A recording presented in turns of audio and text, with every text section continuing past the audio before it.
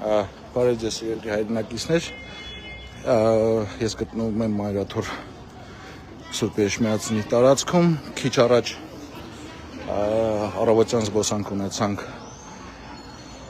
Սրբազան հոր Միքայել Աճապահյանի հետ,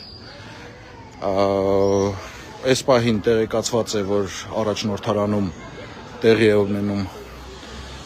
ինչ-որ գործողություններ, որի մասին տեղեկացված չի եղել։ Սրբազան հայրը անցավ իր պարտականությունների կատարմանը, քաղաքական ժողով է, ինչպես տեսնում եք, Սուրբ Էրմիածնում, որի նախագահողը հանդիսանում է Սրբազան հայրը։ Իրավապահներից ինչ-որ մարդ առավոտյան հարցրել է Սրբազան հորը, փորձում են գտնել ոստիկաններից ով է դա եղել։ Այս պահին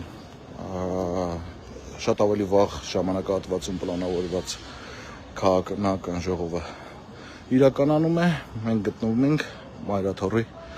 տարածքում։